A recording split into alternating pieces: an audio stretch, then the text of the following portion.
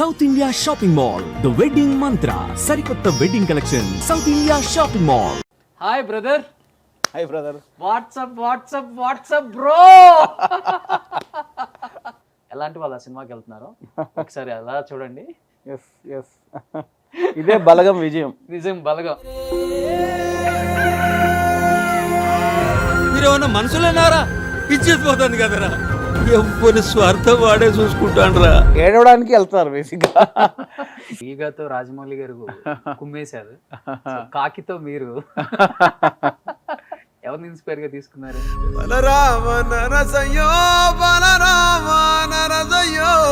మా ఫాదర్ చనిపోయినప్పుడు జరిగిన కొన్ని ఇన్సిడెంట్స్ నేను చూశాను. ఇండస్ట్రీలో ఎవరైనా ఆయన దగ్గర నుంచి కబర్ వచ్చిందంటే అది ఇంకా భారతరత్న దాదాసాహెబ్ 100% ఫాల్కేతో సమానం. మన 100% ఇండస్ట్రీలో వాళ్ళకి 100%. Great complete. Thank you sir, love you. అంతే, బాస్ ఇస్ బాస్ ఆల్వేస్. అంతే. అసిస్టెంట్ డైరెక్టర్లు డైరెక్టర్లు అవ్వచ్చు, అసిస్టెంట్ డైరెక్టర్లు హీరోలు అవ్వచ్చు అని ప్రూవ్ చేశారు నాని గారు. బట్ ఒక టచ్ అప్ బాయ్, ఒక మేకప్ మ్యాన్, ఒక కమెడియన్ అవ్వచ్చు, అంతవరకు ఓకే. బట్ ఒక డైరెక్టర్గా ఎదిగే ఈ క్రమంలో మీ స్ట్రగుల్స్ అంటే ఏమని చెప్తారు?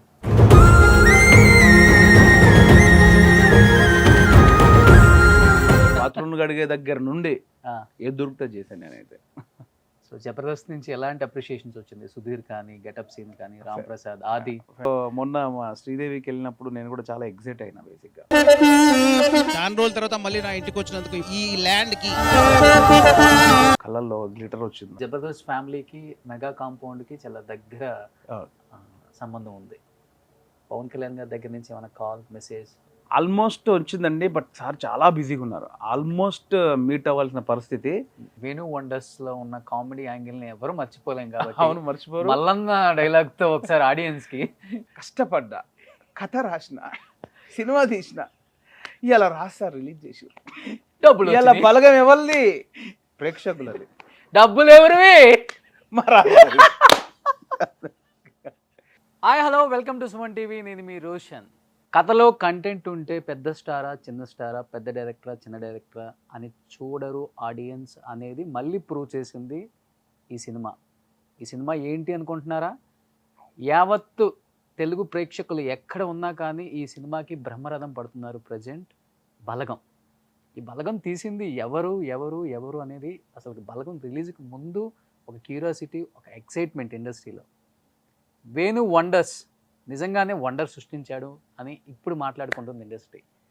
నిజంగా వేణుకి ఇంకొక సినిమా పడితే టాప్ డైరెక్టర్ లిస్ట్లో చేరతాడా అంటే డైరెక్టర్స్ కూడా అదే అంటున్నారు, ఫోన్స్ కూడా అలానే వస్తున్నాయి. ఈ సక్సెస్ని ఎలా ఎంజాయ్ చేస్తున్నారో ఆయన మాటలో తెలుసుకుందాం. Hi brother. Hi brother. What's up bro. అలా ఉంది. So first of all congratulations అన్న. Thank you so much. నిజంగా చాలా అంటే చాలా హ్యాపీగా ఉంది. అండ్ మాకే ఒక రోజు అంతా హ్యాపీ మూమెంట్ ఎంజాయ్ చేసాం. Thank you. ఎందుకంటే అంత కష్టపడితే బలగం ఎలా వచ్చిందో చాలా మందికి తెలియదు. ఆ కష్టం వెనక ఎన్ని సంవత్సరాల కృషి దాగి ఉంది, ఎంత లైఫ్ సాక్రిఫైస్ ఉందో తెలియని వాళ్ళకి తెలియాలని చెప్పేసి ఇంత సక్సెస్ అయినా కానీ మిమ్మల్ని సక్సెస్ మీట్లలో చాలా మాట్లాడారు, ఇంటర్వ్యూస్ చాలా ఇచ్చారు. బట్ ఈరోజు ఎక్కడ మాట్లాడింది మాట్లాడతారని చెప్పి ఇక్కడ తీసుకొచ్చాను అనమాట. ఎందుకంటే మీకు ఒక ఫోటో చూస్తే మాటలు వచ్చేస్తాయని ఒక ఫోటో డిస్ప్లే చేపిస్తాను. ఎలాంటి వాళ్ళ సినిమాకి వెళ్తున్నారో ఒకసారి అలా చూడండి. ఇదే బలగం విజయం. నిజం బలగం. అంటే సీరియస్లీ బ్రదర్, నిజంగా ఈ క్రెడిట్ వస్తుందని ఎక్స్పెక్ట్ చేయలేదు యాక్చువల్గా. ఒక 20-30 సంవత్సరాల నుంచి సినిమా థియేటర్కి వెళ్ళని వాళ్ళు కూడా. సో వీళ్ళందరూ సినిమాకి వచ్చి ఎన్ని సంవత్సరాలు అయి ఉంటుంది? అవును, వాళ్ళందరూ సినిమాకి ఈ మనం ఏం చూస్తున్నాం లేదు, అనడమే. అలాంటి వాళ్ళని కూడా థియేటర్ ఇలాంటివి మాకు చాలా వచ్చినాయి యాక్చువల్గా. మొన్న ఒక గ్రామం నుంచి 2 బస్సులు వచ్చారు. ఓకే. అండ్ యూత్ ఏం చేస్తున్నారంటే సినిమా చూసి వాళ్ళ నానమ్మల్ని, తాతయ్యల్ని, ఫ్యామిలీ కాదు వాళ్ళ ఖాందాన్ మొత్తం, అంటే ఇప్పుడు కజిన్స్, మేనత్తలు 20-30 మంది కలిపి వెళ్ళి ఫోటోలు పెట్టడం. నాకు మొన్న ఒక ఏరియా నుంచి కాల్ వచ్చింది. వాళ్ళు ఒక పల్లెటూరు అంట. ఆల్మోస్ట్ ఒక 1000-1500 మంది ఉంటారంట. అంటే ఎప్పుడు సినిమాకి వెళ్ళిన వాళ్ళు టీవీయే చూస్తారు, ఇంకా సినిమాకి వెళ్ళరు అనమాట. అంటే ఆల్మోస్ట్ ఒక 50 నుంచి ఒక 1000-1500 మంది ఉన్నారు. మా రచ్చబండ దగ్గర షో చేసుకుంటాం మీరు ఏమైనా అరేంజ్ చేయగలరా అని. సో ఇప్పుడున్న క్యూబ్ సిస్టమ్కి మనకు అది వర్కౌట్ అవ్వదు యాక్చువల్గా. అయినా ట్రై చేస్తున్నాం, నేను రాజుగారితో మాట్లాడా. సో అలాంటి స్పందన వస్తుంది. 20-30 సంవత్సరాల తర్వాత సినిమాకి వెళ్ళిన వాళ్ళు కూడా సినిమాకి వెళ్ళి ఆ స్క్రీన్ థియేటర్ ఎక్స్పీరియన్స్లో చూస్తున్నారు సినిమా. అంటే ఎంజాయ్ ఏడవడానికి వెళ్తున్నారు బేసిక్గా. సో దాన్ని ఏమంటారు, హ్యాపీ టియర్స్ అంటారు. ఏడవకుండా బయటకు వచ్చినోడు ఎవరు లేడు. అదొకటి ఎవ్రీ ఐ థింక్ 10 షోస్ ఉంటే 10 షోస్లో స్టాండింగ్ అవేషన్ వస్తుంది. క్లాప్స్ కొడుతున్నారు, విజిల్స్ కొడుతున్నారు. అంటే ఒక కమర్షియల్ సినిమాలో క్లైమాక్స్లో హీరో విలన్ మీద విజయం సాధించినప్పుడు ఆడియన్కి ఒక తెలియకుండా మనమే విజయం సాధించిన ఒక ఫీల్ వస్తుంది. ఓకే. సో ఈరోజు థియేటర్స్లో ఆ క్లైమాక్స్లో ఏదైతే ఇంపార్టెంట్ కాన్ఫ్లిక్ట్ ఉంటుందో దానికి చప్పట్లు కొడుతున్నారు. సో అది హ్యాపీ. నేను మొన్న మల్లికార్జున శ్రీరాములకి వెళ్ళాం నిన్న సండే. ఓకే. నాకు లిటరల్గా నాకు కన్నీళ్ళు వచ్చేసినాయి అసలు. యాక్చువల్గా నేను తట్టుకోలేకపోయాను. అంటే యాక్టర్గా ఎప్పటి నుంచో ఒక సూపర్ హిట్ సినిమాలో చేస్తే అంతమంది క్రౌడ్లో సెకండ్ వీక్ కూడా అంత క్రౌడ్లో విజిల్స్ కొడుతుంటే ఒక మజా వస్తుంది. సో నాకు కొంచెం అది నేను దాన్ని అనుభవించలేకపోయా. అంటే బ్లాక్ బాస్టర్ సినిమాలు చేశాను కానీ చిన్న వేషం. సో అదొక లోటు ఉండిపోయేది నాకు. సో మొన్న వెళ్తే ఆ మల్లికార్జున తెలుసు కదా, పెద్ద థియేటర్, అది ఒక 1000 మంది ఉంటారు. ఆ 1000 మందిని అలా చూస్తుంటే, ఆ 1000 మంది అలా విజిల్స్ హాల్ కొన్ని కామెడీకి ఎంజాయ్ చేస్తుంటే, ఏదైతే క్లైమాక్స్ లాస్ట్ ఒక 30 మినిట్స్ ఎపిసోడ్ ఆ 1000 మంది అలా పిన్ డ్రాప్ సైలెన్స్గా నేను ఒక చాటుకుంటూ చూస్తున్నా. బేసిక్గా ఇలా చూస్తే ఎక్కడ పడితే అక్కడ అలా కొంగులు తుడుచుకుంటానే ఉంటున్నారు. ఈవెన్ బాయ్స్ 25-30 years old కూడా. పెద్ద ఇక్కడ ఆశ్చర్యం ఏంటంటే హైదరాబాద్ లాంటి పాస్ సిటీలో కూడా థియేటర్స్ నిండిపోతున్నాయి. థియేటర్స్ నిండిపోయి నిండిపోతున్నాయి. ఏడుస్తున్నారు. ఎక్కడ వాళ్ళు అక్కడ రియలైజ్ అయ్యి ఏడుస్తున్నారు. ఏదైతే క్లైమాక్స్ సీక్వెన్స్ ఎండ్ పార్ట్ అప్పుడు తెలియకుండా విజిల్స్ కొడుతున్నారు, తెలియకుండా చప్పట్లు కొడుతున్నారు. నాకు అదంతా చూసి మొన్న నాకు ఏడుపు వచ్చేసింది. పరిగెత్తికి వెళ్ళి బండిలో కూర్చున్నా. నేను అసలు ఎక్స్పెక్ట్ చేయలేదు ఎంత ఇస్తారని. వాళ్ళే కాదు, ఇంకొకటి వీడియో చూపించినా మీరు నిజంగా షాక్ అవుతారు. ఎందుకంటే థియేటర్లో నేను దగ్గర 8 years నుంచి చేస్తున్నాను జాబ్. ఇది ఫస్ట్ టికెట్స్ ఇస్తున్నాను. మా దగ్గరకు వచ్చి కస్టమర్స్ ఏమంటున్నారంటే 25 years నుంచి సినిమా థియేటర్ రాని వాళ్ళు మీరు ఏమంటే సినిమా థియేటర్ వచ్చి సినిమా చూస్తుంటే మాకు ఇట్లా రూమాలు వేస్తున్నాయి అన్న. నిజంగా థ్యాంక్ యూ అన్న. లాక్డౌన్ తర్వాత థియేటర్స్ అనేది పడిపోయినాయి అన్న. కానీ మీ వల్ల 25 years చూడండి వాళ్ళు కూడా ఇప్పుడు థియేటర్కి వచ్చి చూస్తున్నారు. థ్యాంక్ యూ అన్న. మీ వల్ల మేము 4 పూటలు తింటున్నాం వల్ల శాలరీస్ కూడా ఇప్పుడు కరెక్ట్గా వస్తున్నాయి. ఈ థియేటర్ కానీ కాదు, ప్రతి థియేటర్లో నడిచే థియేటర్లో చాలా కలెక్షన్స్ వస్తున్నాయి. చాలా థ్యాంక్ యూ దిల్రాజ్ గారు, మీకు కూడా థ్యాంక్ యూ అండి. ఇలాంటి సినిమాలు చాలా తీయాలి. చూడండి పెద్ద మనిషి ఎప్పుడు వచ్చి లైన్లో నిల్చున్నారండి. ప్రతి షో చాలా అందరు పెద్దవాళ్ళు వచ్చి చూసి వాళ్ళ ఫీలింగ్స్ చెప్తుంటే కళ్ళకి నీళ్ళు వస్తున్నాయి మా థియేటర్ స్టాఫ్ కి. చాలా థ్యాంక్ యూ అన్న. సో టికెట్స్ ఇచ్చే ఆయన. సో నేను ఎక్స్పెక్ట్ చేయలేదు ఇదంతా. చాలా హ్యాపీ. అబ్వియస్లీ కదా బ్రదర్, మనం ఒక 5 years నుంచి అన్నీ వదులుకొని ఒక పిచ్చిగా పనిచేసాం. అది అవేగా ఇక సాక్రిఫైజేషన్లు కామన్. అది నా పర్సనల్, అది ఎవరు ఫోర్స్ చేసింది కాదు. బట్ దానికి ఒక అద్భుతమైన రిజల్ట్ వచ్చినప్పుడు ఫెంటాస్టిక్. అది నేను ఎట్లా తీసుకోవాలో నాకే తెలియట్లేదు. సో థియేటర్లో అంతమంది ఏడ్చారు కదా, అందరూ. మీరు ఎన్నిసార్లు ఏడ్చుంటారు అసలుకి నాన్ స్టాప్? అంటే కొంతమంది చెప్పారు మీ ఫ్రెండ్స్. సో అంటే మేము ఎడిటింగ్లో చూస్తున్నప్పుడే డబుల్ పాజిటివ్ చూస్తున్నప్పుడు, అంటే మనం కట్ చేసుకున్న తర్వాత ఆర్ఆర్ మిక్సింగ్ లేనప్పుడే చూసుకున్నప్పుడు ప్రతిసారి ఏడుపు వచ్చేది. కొన్ని సీన్లు తెలియకుండా తప్పని తగిలేది. అంటే నా సినిమా నాకు రాసినప్పటి నుంచి, తీసినప్పటి నుంచి, ఎడిట్ వర్షను, సీజీలప్పుడు కానీ, బ్యాక్గ్రౌండ్ స్కోర్ అప్పుడు కానీ చూసిన ప్రతిసారి ఆ ఇంపాక్ట్ పోలే. అంతేందుకు మేము 8 రాజుగారు మిక్సింగ్ వర్షన్ 8 ఆర్ఆర్ అయిపోయిన తర్వాత రాజుగారు వచ్చి చూసి ఎందుకు ఇది ఎన్నిసార్లు చూసినా ఏడుపు వస్తుంది, ఏందో ఇది అనుకుంటూ వెళ్ళిపోయారు ఆయన. రాజుగారు ఒక 20-30 సార్లు చూసుంటారు. సో అది అట్లా హాంట్ చేస్తుంది అనమాట. అదేంటే డ్రామాటిక్ ఎక్స్పీరియన్స్ కాదు, అది డ్రామాటిక్ ఎక్స్ప్రెషన్ కాదు. అది ప్రతి ఇంట్లో వాళ్ళు ఓన్ చేసుకునే ఎక్స్ప్రెషన్ అనమాట. అంటే సినిమాలో చూస్తున్నప్పుడు సినిమా జరిగినట్టు కాకుండా ఆ క్యారెక్టర్లని మనం కనెక్ట్ చేసుకుని దాంట్లో మనం ఫీల్ అవుతాం. సో అందువల్ల ఇంత ఎమోషన్ కనెక్ట్ అవుతుంది మెయిన్. అది గ్రేట్. సో ఈగాతో రాజమౌళి గారు కుమ్మేశారు, కాకితో మీరు ఆ థాట్ చాలా Yes, yes. రేర్ గా వస్తుంది. అవును అవును. గ్రేట్ అది. అవును. ఎవరిని ఇన్స్పైర్ గా తీసుకున్నారు? లేదు యాక్చువల్గా ఇప్పుడు మా ఫాదర్ చనిపోయినప్పుడు జరిగిన కొన్ని ఇన్సిడెంట్స్ నేను చూశాను. మాది పెద్ద ఖాందాన్ బేసిక్గా. నేను చాలామంది చెప్పాను, నేను మా ఇంట్లో 9 మంది, నేను 9వ వాడిని మా అమ్మకి. ఓకే. సో నాకు పెద్దనాన్నలు 6, మేనత్తలు 3, ఇటు అమ్మ సైడు మామయ్యలు 3, మా 4 మామయ్యలు, పెద్దమ్మలు 3. సో పెద్ద అందరికి ఇప్పుడు మా అమ్మకు మేము 9 మంది, మా పెద్దనాన్నలు ప్రతి ఒక్కరికి మినిమం 6 నుంచి 7, 8. 9 మంది మీరు? నేను 9వ వాడిని మా అమ్మకి, Okay. నంబర్ 9 నేను. Hmm. సో మా పెద్దనాన్నల ఫ్యామిలీ కూడా అంతే, ఆల్మోస్ట్ 6 to 8. సో బేసిక్గా మా కజిన్సే ఆల్మోస్ట్ ఒక 100 మంది ఉంటారు. అంటే పెద్దమ్మల పిల్లలు, వాళ్ళ పిల్లలు, మామయ్యల పిల్లలు, వీళ్ళు ఒక 100 మంది ఉంటారు. సో ఏ పండుగ జరిగినా కూడా ఒక 100 మంది వస్తారు. సో అప్పుడు మా ఫాదర్ జరిగినప్పుడు చూసిన కొన్ని ఇన్సిడెంట్స్ నా మైండ్లో లాక్ అయిపోయినాయి అనమాట. So after that last 5 years back, I think 2016-17 టైంలో మా పెద్దమ్మ చనిపోయింది. 94-95 years ఉంటుంది మా పెద్దమ్మ. మా పెద్దనాన్న చనిపోయాడు ముందు, 96 years ఉంటాయి. ఆయన చనిపోయిన ఎగ్జాక్ట్లీ 10 days మా పెద్దమ్మ చనిపోయింది. సో అప్పుడు జరిగిన ఇన్సిడెంట్స్ అన్నీ కలిపి ఎస్ ఇదే మనం చేయాలి, ఇది చేస్తేనే వర్కౌట్ అవుతుంది అని స్ట్రాంగ్గా నమ్మెళ్ళా. ఓకే. ఒక రకంగా చెప్పాలంటే మీ లైఫ్లో కొంత స్టోరీ ఇది. ఆల్మోస్ట్ ఒక 30-40% నా లైఫ్లో చూసింది మా ఊర్లో చూసింది. ఓకే. నేను అండ్ ఈ కథ రాసుకుంటప్పుడు నేను అనుదీప్ ఆల్మోస్ట్ ఒక 10-20 ఊర్లు తిరిగాం, రెక్కీ చేసాం. అంటే ఇప్పుడు నేను చూసి ఒక కథలా అనుకున్నప్పుడు ఇది నా జీవితంలో జరిగిందా, యాక్సెప్టబుల్గా ఉంటుందా లేదా, అందరి జీవితాల్లో జరిగి ఉంటుందా లేదా నా జీవితంలోనే జరిగిందా అని రెక్కీ చేయడం జరిగింది. అంటే ఫ్రెండ్స్ వాళ్ళకి ఫోన్ చేశారు, మీ ఊరు వస్తున్నారా, మీ తాతయ్యలు ఓల్డ్ ఏజ్ బ్యాచ్ని ఒక 5-6 మందిని రెడీ చేయి అని వాళ్ళకు ఒక ప్లేస్లో కూర్చోబెట్టి ఇంత చిన్నగా అరేంజ్ చేసేసి కూర్చొని ఒక చిట్చాట్ అనమాట. ఓకే. జరిగిందా ఇట్లా, మన ఊర్లో ఈ సావులో జరిగిన గొడవలు ఏంటి, ఏం జరిగింది అని ఆల్మోస్ట్ ఒక 10 villages తిరిగి నేను రెక్కీ చేశాను. సూపర్. సో రెక్కీ చేసి అదంతా వర్కౌట్ చేసి రాసాం యాక్చువల్గా. సో బట్ ఇప్పుడు వరకు బలగం బిఫోర్ వేణు అంటే వేరు, బలగం తర్వాత వేణు అంటే కంప్లీట్లీ ఏం వేరే లేదని అదే బయట అదే వేణు. వినిపిస్తుంది ఇప్పుడు. అంటే So, వేణు వండర్స్, జబర్దస్త్, ఒక కమిడియన్, ఇవన్నీ చూసాం. అవును. బట్ ఈ కోణాన్ని చూసిన తర్వాత మీ మీద గౌరవం పెరిగింది.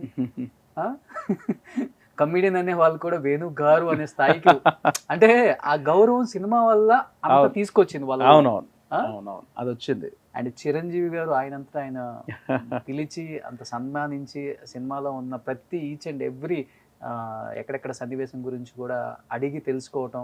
అవును అవును. కుదిరితే సినిమా కూడా అవకాశం ఉందా చిరంజీవి గారితో? మనం ఆశపడడానికి అద్దు పద్దు ఉండాలి. లేదు, అది గ్రేట్ ఆనర్ నాకైతే. అది మెగాస్టార్ చిరంజీవి గారు పిలిచి, అరే ఆ షాట్ బాగుందిరా, ఈ షాట్ ఎలా చేసావు అంటే, ఫుటేజ్ మనకు 1 minute ఉండొచ్చు, ఆయన 1 గంట కూర్చోబెట్టి ఆయన ఎక్స్పీరియన్స్ అంతా చెప్పారు. ఆ షాట్ అంత పెద్ద లెంత్ షాట్ ఎలా చేసావు, ఇక్కడ అది ఎలా పెట్టావు, ఇక్కడ అది బాగుందిరా, ఇంత చిన్న విషయం భలే చేసావు, భలే అని ఆయన ఎంత మెచ్చుకున్నారో.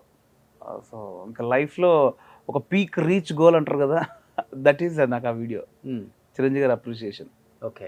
లైఫ్లో ఒక టార్గెట్ ఉంటుంది చూసారా, ఒక టార్గెట్ రీచ్ అయినట్టే నేను. ఇండస్ట్రీలో ఎవరైనా ఆయన దగ్గర నుంచి కబర్ వచ్చిందంటే అది ఇంకా భారతరత్న, దాదాసాహెబ్ 100% ఫాల్కే సమానం మన 100% ఇండస్ట్రీలో వాళ్ళకి. 100%.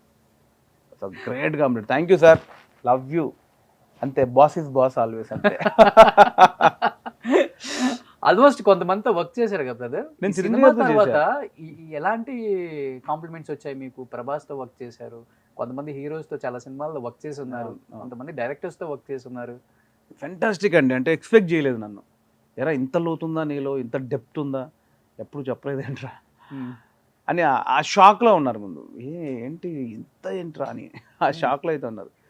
సుకుమార్ గారు డెఫినెట్లీ, సుకుమార్ గారు తెలుసు, జగడం అప్పుడు మాకు బాగా చనువుగా చూసేవాళ్ళు. అంటే సుకుమార్ గారు మాకు ఆ టైంలో ఆయన డైరెక్టర్లో ఉండేవాళ్ళు కాదు, టీచర్ స్టూడెంట్స్. ఓకే. ఆ రెస్పెక్ట్ ఉండేది మాకు, ఆ రిలేషన్ ఉండేది సుకుమార్ గారికి. ఇప్పటికీ సుకుమార్ గారి దగ్గరికి వెళ్తే మాకు అదే రిలేషన్ ఉంటుంది, ఆ టీచర్ స్టూడెంట్ రిలేషన్ తప్ప యాక్టర్ డైరెక్టర్ ఉండదు. సో అప్పుడు మాకు ఉన్న చనువుతో నేను కొన్ని షార్ట్లు తీసుకుని పోయేవాడిని. మాకు గ్యాప్ ఉన్నప్పుడు సెల్ ఫోన్తో మేము ఏదో షూట్ చేసి చూపించేవాళ్ళం సుకుమార్ గారికి.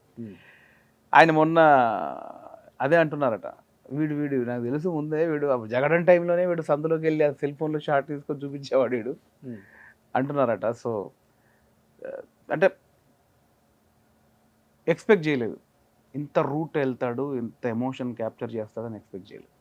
సో అది మాత్రం షాక్ ఉంది. ఒక క్వశ్చన్ అయితే అడుగుతాను. అసిస్టెంట్ డైరెక్టర్లు డైరెక్టర్లు అవ్వచ్చు, అసిస్టెంట్ డైరెక్టర్లు హీరోలు అవ్వచ్చు అని ప్రూవ్ చేశారు నాని గారు. బట్ ఒక టచ్ అప్ బాయ్, ఒక మేకప్ మ్యాన్, ఒక కమెడియన్ అవ్వచ్చు, అంతవరకు ఓకే. బట్ ఒక డైరెక్టర్గా ఎదిగే ఈ క్రమంలో మీ స్ట్రగుల్స్ అంటే ఏమని చెప్తారు? స్ట్రగుల్ కామనే బ్రో, మనం ఇష్టంగా వచ్చిన పనిలో స్ట్రగుల్ అని చూడకూడదు అన్న ఫీల్. మనం ఎవరు ఫోర్స్ చేయలేదు కదా పోయి అందులో పని చేయని, నా ఇష్టంగా ఎంచుకున్న ఇండస్ట్రీ. దీనిలో స్ట్రగుల్ అంటే ఎట్లా? మన ఇష్టంగా వచ్చినాం కదా, మన ఇష్టపూర్వకంగా. అంటే రెడ్ కార్పెట్ లేదు కదా, చాలా ఉంటాయి కదా. కార్పెట్ లేకుండా ఇక ఇప్పుడు మనకంటే స్ట్రగుల్ అయిన వాళ్ళు 100 మంది ఉన్నారు. ఎంతమంది స్ట్రగుల్ అయిన వాళ్ళు ఉన్నారు. కాకపోతే ఇష్టమైన పనిలో మనం స్ట్రగుల్ అవుతే అది పెద్ద పెయిన్ ఉండదు, పెయిన్లా అనిపించదు బేసిక్గా. స్ట్రగుల్స్ డెఫినెట్లీ చేసాము, కానీ మనకి ఇష్టమైన పని కదా, సో ఆ పెయిన్ ఎక్కువ ఉండదని నా ఫీలింగ్. ఆ పెయిన్ కూడా ఇష్టంగా ఉంటుంది, ఆ స్ట్రగుల్ పీరియడ్ కూడా ఇష్టంగా ఉంటుంది. సో సినిమా ఇండస్ట్రీలో ఉన్న పిచ్చే అది, ఆ కసే అది.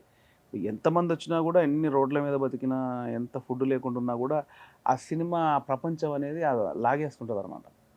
సో ఆ స్ట్రగుల్ అనుభవించాలనిపిస్తుంటుంది. ఎందుకంటే మనం పెద్దోళ్ళు అంతా పడ్డారు కదా. నేనైనా స్టార్టింగ్లో రజనీకాంత్ గారు బస్ కండక్టర్గా చేశారంట, అమితాబ్ బచ్చన్ గారు ఎంత కష్టపడ్డారంట, చిరంజీవి గారు ఎంత కష్టపడ్డారంట, మనమెంత అనేది ఒక మూడ్ ఉండేది నాకు ఎప్పుడు. అంటే ఇండస్ట్రీ మీద ఉన్న ఇష్టంతోనే అంతే కదా, టచ్ అప్ బాయ్గా వచ్చారు. అంతే కదా. ఫస్ట్ రావడం చిత్రం సీన్ గారా? చిత్రం సీన్ కదా, అది చాలా ఇంటర్వ్యూలో చెప్పుంటాను ఆల్రెడీ. ఆల్మోస్ట్ ఒక 6 నెలలు స్ట్రీట్ లైఫ్ ఉందే, 1 year ఆల్మోస్ట్ స్ట్రీట్ లైఫ్ గడిపాను. ఆఫ్టర్ స్ట్రీట్ లోనే ఉండారు.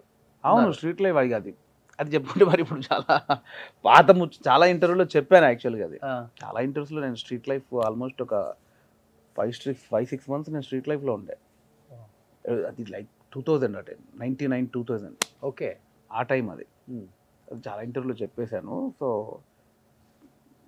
స్టెప్ బై స్టెప్ అంటే actor is a goal. Screen మీద మనం కనిపించాలి, మనం కూడా డైలాగ్ చెప్తే జనాలు చప్పట్లు కొట్టాలనేది టార్గెట్. దానికోసం ఏ పని అయినా చేయాలనేది గోల్ అనమాట. ఇక అది చిన్న పనా పెద్ద పనా, అది ఊడ్చే పనా లేకపోతే ఆఫీస్లో ఏసీలో కూర్చొని రాసే పనా, అదేం లేదు మనకి. టార్గెట్ అది, ఏ దారి దొరికితే ఆ దారిలో వెళ్ళిపోవడమే. ఎందుకంటే సర్వైవల్ థింగ్ అనేది మోస్ట్ ఇంపార్టెంట్ కదా. ఇప్పుడంటే ఈజీ అయిపోయింది, ప్రతి ఒక్కరికి ఓపెన్. అంటే ఎక్కడో ఊళ్ళో కూర్చొని ఒక మంచి కంటెంట్ సెల్ ఫోన్లో రికార్డ్ చేసుకొని యూట్యూబ్లో వదిలేస్తే అది వైరల్ అయితే తనకు అవకాశాలు వచ్చే పరిస్థితి. But at the time 2000-2001 screen మీద సినిమాలో ఒక చిన్న క్లోజ్ పడాలంటే అదొక యజ్ఞమే ఆ టైంలో. సో అవన్నీ దానికోసం ఎలాంటి పనులైనా చేసాం. అది చిన్న పని చెడ్డ అంటే దొంగతనం లంగతనం తప్ప అన్ని పనులు చేసాం. బాత్రూమ్లు గడిగే దగ్గర నుండి ఏది దొరికితే చేశాను నేనైతే. సో అందులో ఏంటంటే మళ్ళీ ఇంట్లో నేను చిన్న కొడుకును, గావరాల కొడుకును, అవన్నీ ఇక్కడ పనిచేయవు బేసిక్గా. సో అదే చాలామంది అంటే ఇష్టమైన పనిలో ఎంత కష్టపడ్డా అది ఇష్టంగానే ఉంటుంది. సో నా ఇష్టంగా వచ్చాను కాబట్టి వెళ్ళిపోయింది అంతే. అది నాకు అప్పుడప్పుడు అనిపిస్తుంది, ఇప్పుడు అంటే ఇప్పుడని కాదు, ఇప్పుడు బలగం సక్సెస్లో ఉన్నాం. ప్రీవియస్ కూడా నా కార్లో వెళ్తుంటే ఎక్కడ జూబ్లీ చెక్ పోస్ట్ అక్కడ ఆగుతుంటే మనం ఆ కర్టన్స్ పెట్టుకున్నా కూడా దాంట్లోంచి బయట నుంచి వచ్చి అంటుంటారు. అప్పుడే అనిపిస్తుండే రీచ్ అయినా మనం, ఇది బాగా అనిపిస్తుంటుంది.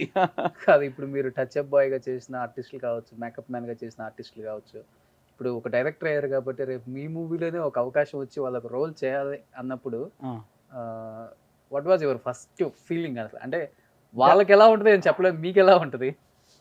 అదంతా దాటిపోయామండి యాక్చువల్గా. మనం ఏదో గ్యాప్ వచ్చింది అనుకో, ఇప్పుడు చిత్రం సినిమా దగ్గర నేను పనిచేసా, నాకు సినిమా గ్యాప్ ఉంటే అది ఉంటుంది. నేను ఆ రోజు నుంచి ఈ రోజు వరకు చిత్రం సినిమాతో కలిసే ఉన్నా. ఆయన దగ్గర పనిచేసినప్పుడు, మానేసినప్పుడు, యాక్టర్ అయినప్పటి నుంచి కలిసే ఉన్నా సినిమా దగ్గర.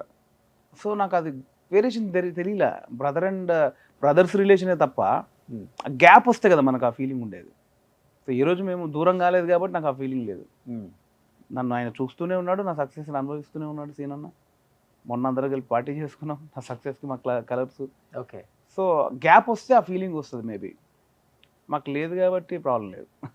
సో జబర్దస్త్ నుంచి ఎలాంటి అప్రిషియేషన్స్ వచ్చింది? సుధీర్ కానీ, గెటప్ సీన్ కానీ, రామ్ ప్రసాద్, ఆది ఫెంటాస్టిక్ వాళ్ళందరూ ఇంకా అన్న ఎప్పుడు కలుస్తున్నాం అని ఈగర్లీ వెయిటింగ్.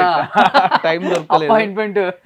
సో మొన్న మా శ్రీదేవికి వెళ్ళినప్పుడు నేను కూడా చాలా ఎగ్జైట్ అయినా బేసిక్గా. ఓకే. అంటే 2015లో బయటకు వచ్చిన ఆ స్టేజ్ మళ్ళీ నేను వెళ్ళేసరికి నాకు తెలియకుండా కళ్ళల్లో గ్లిటర్ వచ్చింది నాకు.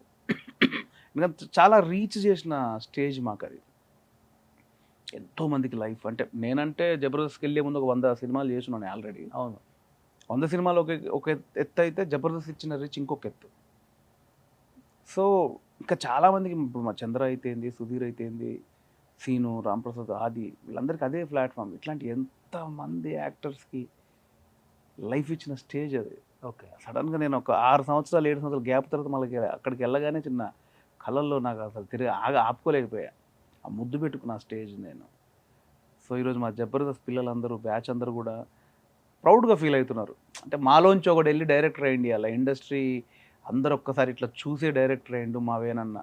మా ఫ్యామిలీ నుంచి వెళ్ళాడు, మా బ్రదర్ వచ్చాడనే ఒక ఆత్మీయత వాళ్ళందరూ కనిపించింది. ఒక చిన్న చూపు ఎక్కడో ఉండే జబర్దస్త్ బ్యాచ్ అని ఒకప్పుడు ఉండే, ఇప్పుడు జరుగుతుంది అది. అది కాదు అని మా వాళ్ళందరూ ఇలా ఛాతీ ఇట్లా ఎస్ మై బ్రాండ్ అని చూపిస్తున్నారు. వెరీ హ్యాపీ కదా. యూజువల్గా ఎలాంటి సందర్భాలలో ఎక్కువ ఎమోషనల్ అవుతుంటారు మీరు? నాకు బేసిక్ ఎమోషన్ పర్సన్ బ్రదర్, బాగా ఎమోషన్. నేను సినిమాలో ఎమోషన్ సీన్ వచ్చినా ఏడ్చేస్తాను నేను. అది కాదు బై నేచర్ వచ్చింది నాకు. రోడ్డు మీద ఏదన్నా కొంచెం ఇబ్బంది కనిపించినా నేను బాధపడుతుంటా. నేను చాలాసార్లు బయట కూడా గొడవలు పెట్టుకున్న పరిస్థితులు చాలా ఉన్నాయి. ఇప్పుడు నేను ఒకసారి రోడ్డు మీద కారులో పోతుంటే ఒకటి ఫుల్గా తాగాల భార్యను బాగా కొడుతున్నాడు, దారుణంగా కొడుతున్నాడు. నేను పోయి వాడిని 4 వీకాను. ఇక వాడు ఏమన్నా కానీ తర్వాత అని చూసుకుంటే నేను ఉండాలి. అయ్యో పాపం అనిపించింది. మరి అప్పుడు ఎవరైతే దెబ్బలు తింటున్న ఆమెకి నాలంటూ 2 అన్నదమ్ములు ఉంటే వాడిని అప్పుడే వాడిని ఎముకలు ఎరగొట్టేవాళ్ళు కదా, లేక కదా వాడు అంతే ఎగురుతున్నాడు. అలాంటి నేను తట్టుకోలేను బేసిక్గా. బట్ ఈ సినిమాకు ముందే మీరు ఒక మంచి రైటర్ అని చాలా మందికి తెలియదు బ్రదర్. అంటే మీరు వద్దులే పేరు వేసుకోవడం ఎందుకులే అని చెప్పేసి మీరు డైలాగ్స్ వరకు రాసి మీ పని చూసుకొని వచ్చేసారా, మీ రెమ్యునరేషన్ తీసుకొని? లేకపోతే అట్లా ఏం డిస్కషన్ ఇబ్బందులు తప్పదు నీ పేరు వేయరు అని అట్లా ఏం లేదు. ఆ డిస్కషన్ ఇప్పుడు రోషన్ డైరెక్షన్ చేస్తున్నాడు. రోషన్ నాకు బాగా క్లోజ్ ఫ్రెండ్. డార్లింగ్ రారా ఇది కొంచెం ఇబ్బంది ఉంది, ఇది ట్రాష్ పెట్టంటే రోషన్ కోసం వెళ్ళి పని చేసి వచ్చా. అంతలో అలా అయిపోయింది. సో నేను సీరియస్ ఎప్పుడు తీసుకోలేదు కదా దాన్ని. ఇప్పుడు నా ఫ్రెండ్ ఎవరు డైరెక్షన్ చేస్తున్నారు, అరే కొంచెం కామెడీ ఎపిసోడ్ వర్కౌట్ అవ్వట్లేదు రారా, వెళ్ళి 2 రోజులు కూర్చోవడం, వర్కౌట్ చేయడం, రాయడం. అల్లు అర్జున్కి రాసిన డైలాగ్స్లో మీకు బాగా నచ్చిన డైలాగ్ అంటే? రుద్రమదేవి సినిమాలో గోనగన్నారెడ్డి క్యారెక్టర్ రాసింది రాధసింహ గారు. ఓకే. ఆ సినిమాకి ఎస్పెషల్లీ రాధసింహ గారు రాశారు. కాకపోతే తెలంగాణ మాండలికలో రాయాలి కాబట్టి రాధసింహ అన్నకు నా మీద బాగా పట్టు, వీడు బాగా రాస్తాడని. సో నన్ను తీసుకెళ్ళాడు అన్న. నన్ను తీసుకెళ్ళినప్పుడు రాధసింహ అన్నను బన్నీ అన్న కూర్చొని వాళ్ళు వర్కౌట్ చేస్తున్నప్పుడు నేను సడన్గా వింటూ నాకు ఒక ఐడియా వచ్చింది. అన్న ఇలాంటి సిచ్యువేషన్లో ఇలాంటి ఒక పార్ట్ చెప్తే మీకు బాగుంటుందేమో అంటే ఏంటంటే ఆ సౌండ్ ఒకటి చెప్పగానే ఆయన షాక్ అయ్యి భలే ఉంది అని అప్పుడు మళ్ళీ రాధసింహన్న, గుణశేఖర్ గారు వాళ్ళందరూ కూర్చొని ఆ డైలాగ్ని ఆ చరిత్రలో ఆ బ్యాక్ తీసుకెళ్ళి అక్కడక్కడ ఏమున్నాయి అవన్నీ యాడ్ చేసి దాన్ని పెట్టడం జరిగింది. సో దానిలో బన్నీ అని చెప్పే సామెతలు కూడా ఉంటాయి కొన్ని, అవి కూడా నేను ఆల్మోస్ట్ 70-80 కలెక్ట్ చేసి ఇచ్చా. సో అలా మీకు బాగా నచ్చిన డైలాగ్ అదే అదే అంటే నేను చెప్పిన అంశాన్ని తీసుకొని వాళ్ళు ఆ కథకు అనుగుణంగా మార్చి సెటప్ అది ఉంటుంది కదా. ఎండ్లో ఇంటర్వెల్ బిఫోర్ యమలాడ రాజన్న, కొండగట్ట అంజన్న, కొమరెల్లి మల్లేశ, శ్రీశైలం మల్లన్న, బద్ది పోచమ్మ, బాలనాగమ్మ, సమ్మక్క సారక్క, 70 కోట్ల దేవతలు, 30 కోట్ల మునులు, 60 కోట్ల అయ్యల సాక్షిగా అని నేను ఒక ఎమోషన్లో ఒకటి అరిచా అనమాట. ఓకే. దాన్ని అప్పుడున్న రుద్రమదేవి గారి కాలం నాటి ఉన్న దేవతలు ఎవరెవరు ఉన్నారు, ఇప్పుడు నేను చెప్పిన దాంట్లో ఎవరు లేరు, లేటెస్ట్ దేవతలు ఎవరు, అప్పటి వాళ్ళు ఎవరని మలిచి దాన్ని వాళ్ళు చేశారు. ఓకే. సో నాకు బన్నీ అన్న అన్ని ఫంక్షన్స్లో చెప్పాడు థ్యాంక్ యూ వేణు అని. కానీ ఆ వేణు నేనని తెలియదు జనాలకి, అది ప్రాబ్లం. నిజంగా ఇప్పుడు వరంగల్లో దాంట్లో ఫంక్షన్, హైదరాబాద్ దాంట్లో థ్యాంక్స్ వేణు అని బన్నీ అన్న చెప్పాడు. అవును. కానీ అది నేను తెలీదు ఎవరికి. ఇప్పుడు తెలిసింది కదా ఈ వేణు ఆ వేణు.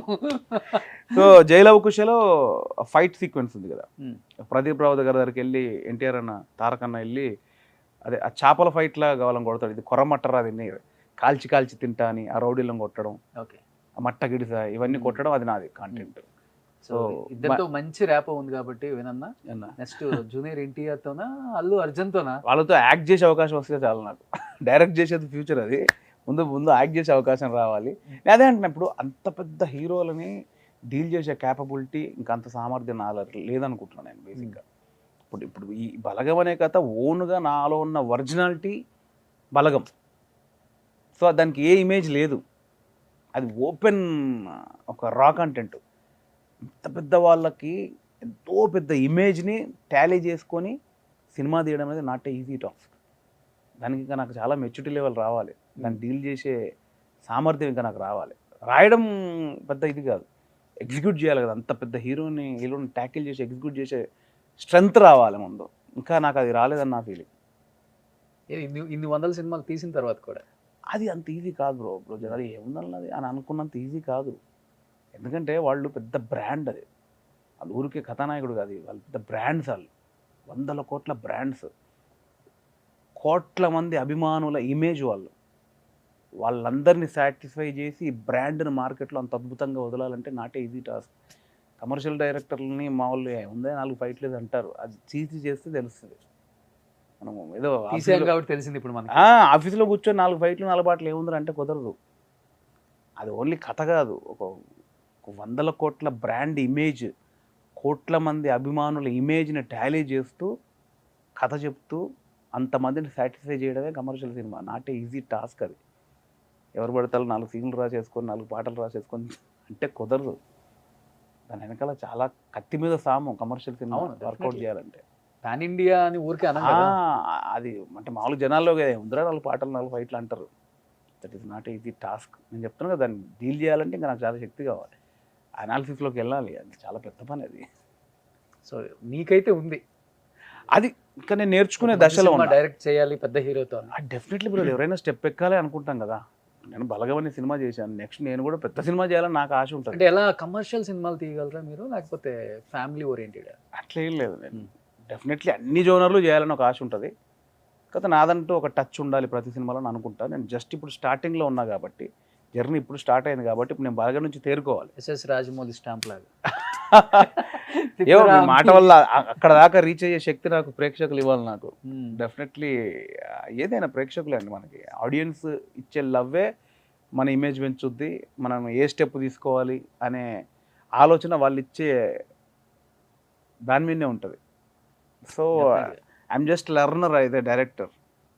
సో దీని నుంచి నేను తేరుకొని నెక్స్ట్ ఆలోచించడానికి మొదలు పెట్టాను. ఇలాంటి సబ్జెక్టులు వచ్చినప్పుడు పవర్ స్టార్ పవన్ కళ్యాణ్ గారు భుజం తట్టి గో హెడ్ అని చెప్తారు. డెఫినెట్లీ అవును. సో మీకు జబర్దస్త్ ఫ్యామిలీకి మెగా కాంపౌండ్కి చాలా దగ్గర సంబంధం ఉంది. పవన్ కళ్యాణ్ గారి దగ్గర నుంచి ఏమైనా కాల్ మెసేజ్? ఆల్మోస్ట్ వచ్చిందండి, బట్ సార్ చాలా బిజీగా ఉన్నారు. ఆల్మోస్ట్ మీట్ అవ్వాల్సిన పరిస్థితి, కానీ ఆయన చాలా హెక్టిక్ షెడ్యూల్స్లో ఉన్నారు. మా కాల్ వచ్చింది, మీట్ అయ్యే పరిస్థితి 2 సార్లు క్యాన్సిల్ అయింది కూడా. సో ఆల్మోస్ట్ మీట్ అయ్యే పరిస్థితి జస్ట్లో మిస్ అయింది. మీ పెన్నుకు ఆ పవర్ కలిస్తే ఎలా ఉంటుంది?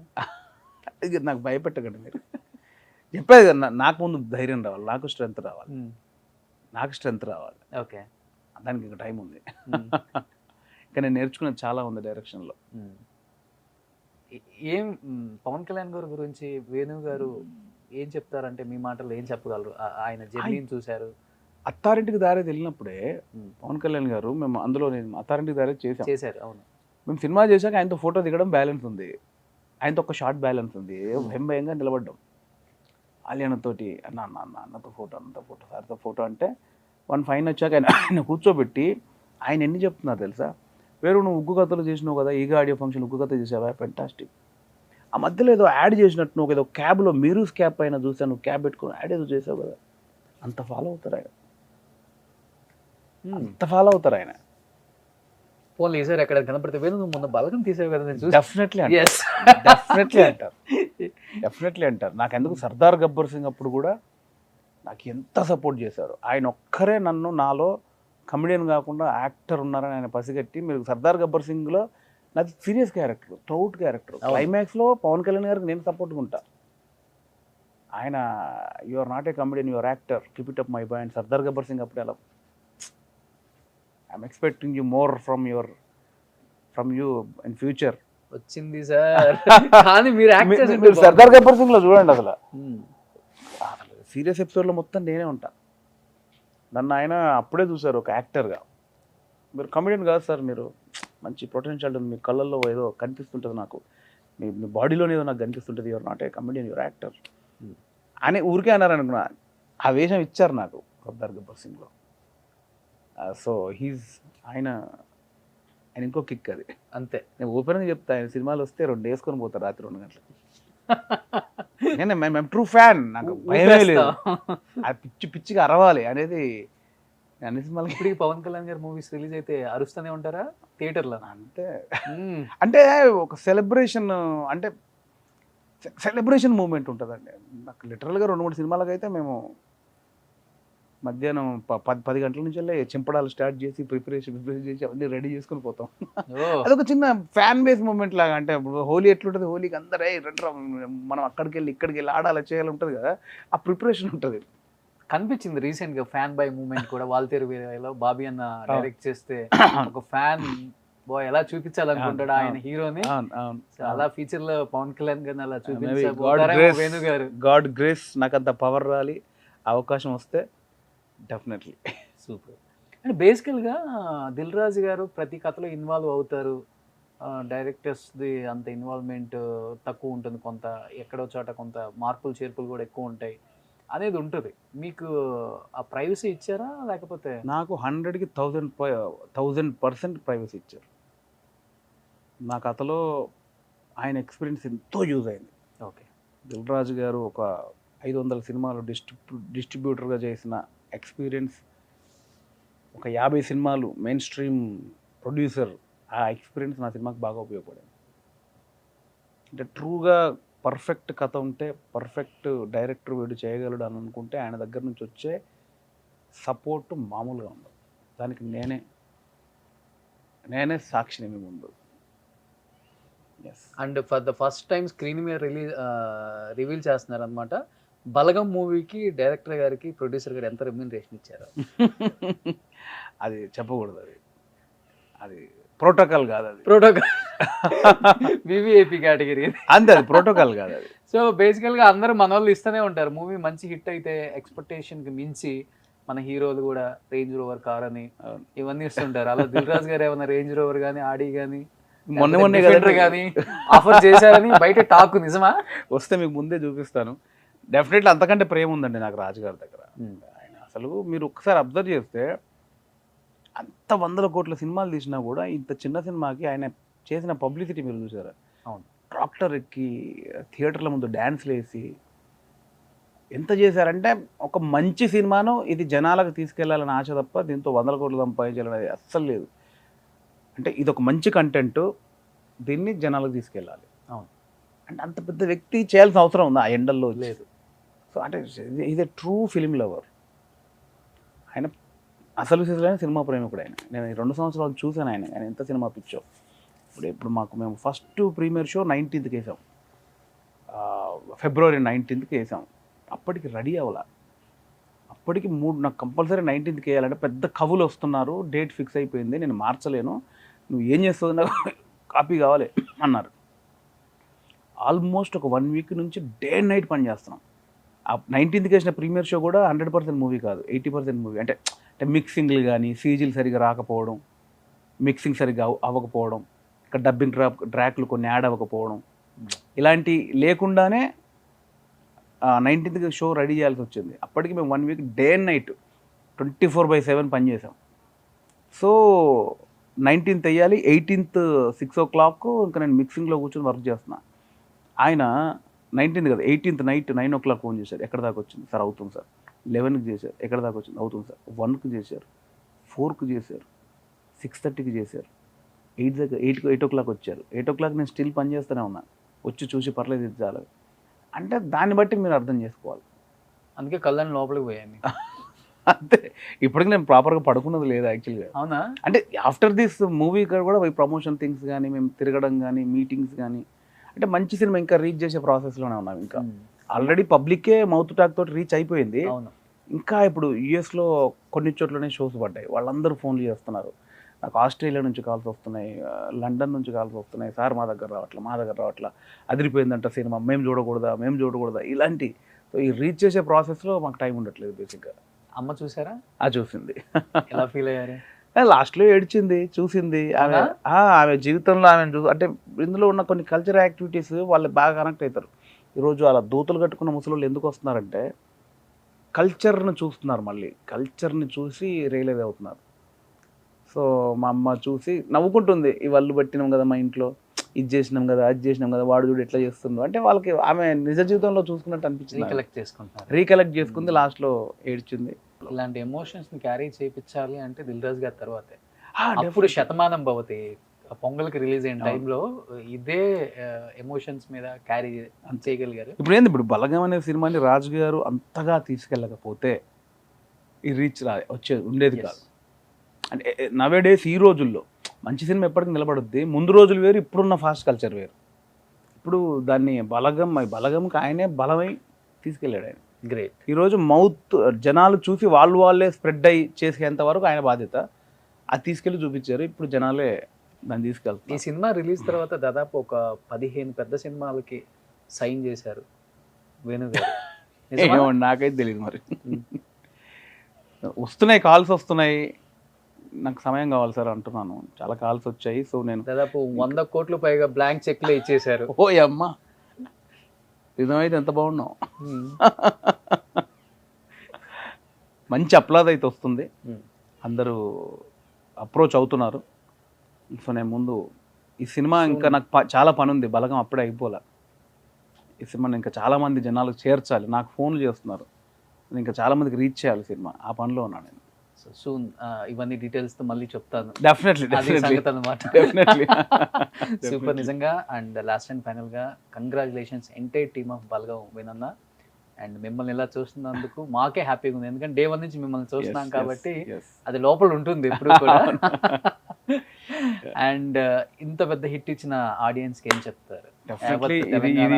డెఫినెట్లీ తెలుగు ప్రేక్షకుల విజయం ఇది ఖచ్చితంగా. దిల్ రాజు గారి విజయం కాదా అన్న వేణు గారు? ఇప్పుడు బ్రాండ్ ని తీసుకెళ్లేది మా ప్రొడ్యూసర్, బ్రాండ్. చెప్పండి, దిల్ రాజు గారిని మర్చిపోయారు కదా ఈ సినిమాతో. మిమ్మల్ని ఏది దిల్ రాజు గారిని మర్చిపోయారు ఓవరాల్ గా. అసలు చెప్పాలంటే టు బి ఫ్రాంక్ ఆయన ఏమని అనుకున్నా వేణు గారే కనిపించారు ఎక్కువ. ఆబ్వియస్లీ ఆయన లేకపోతే మాత్రం బలగలేదు. డబ్బులు పెట్టారు కాబట్టి. డబ్బులు పెట్టడం కాదు, దీన్ని తీసుకెళ్లే విధానం ఎలా అయితే ఇది పబ్లిక్ రీచ్ అవుద్దని ఆయన తీసుకున్న ఇనిషియేట్ ఇంపార్టెంట్. డబ్బులు అందరూ పెడతారు కానీ దాన్ని తీసుకెళ్లే విధానం కూడా ఇంపార్టెంట్. ఇప్పుడు ఇంటర్వ్యూస్ అందరు చేస్తారు, రోషన్ చేసి ఇంటర్వ్యూ వేరు కదా. ఎందుకు మిలియన్ వ్యూస్ వస్తున్నాయి మరి? అందరూ మరి 100 ఛానళ్ళు ఉన్నాయి, ఎందుకు వస్తున్నాయి? దాన్ని తీసుకెళ్లే విధానం ఉంటుంది కదా. ఏదైనా ఒక క్వశ్చన్ చేసే విధానము, ఒక క్వశ్చన్ చేసే విధానము, అడిగే విధానము, ఏ పాయింట్ అయితే మాట్లాడుకోదిగా ఐడియా. ఆయన కూడా ఒక సినిమాని ఎలా తీసుకెళ్ళాలి, ఎలాంటి సినిమాని ఎలా తీసుకెళ్ళాలి అనేది ఆయన ఇనిషియేట్ తీసుకొని శ్రమపడ్డారు.